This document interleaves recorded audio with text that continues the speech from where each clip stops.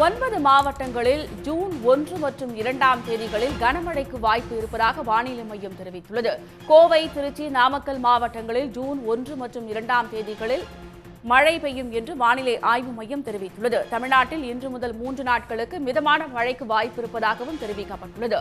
அடுத்த 24 மணி நேரத்தில் கேரளாவின் தென்மேற்கு பருவமழை தொடங்கும் என்றும் ஜூன் 1 மற்றும் 2இல் 9 மாவட்டங்களில் கனமழைக்கு வாய்ப்பு இருப்பதாக வானிலை ஆய்வு மையம் தெரிவித்துள்ளது.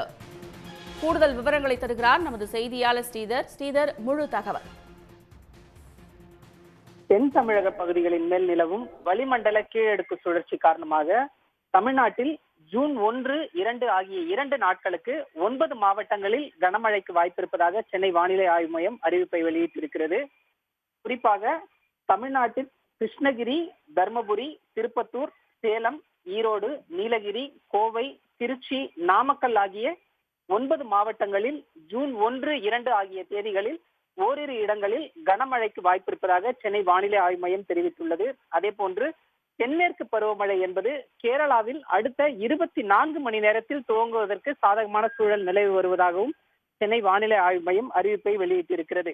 ஏற்கனவே அரபிக்கடல், வங்கக்கடல் போன்ற பகுதிகளில் தென்மேற்கு பருவமழை துவங்கி இருந்த சூழலில் தற்பொழுது கேரளாவில் அடுத்த 24 மணி நேரத்தில் தென்மேற்கு பருவமழை துவங்குவதற்கு சாதகமான சூழல் நிலவுவதாக சென்னை வானிலை ஆய்வு மையம் அறிவிப்பை வெளியிட்டிருக்கிறது. தகவல்களுக்கு நன்றி சீதர். உடனுக்குடன் செய்திகளை தெரிந்து கொள்ள சன் நியூஸ் பெல் ஐகானை கிளிக் பண்ணுங்க.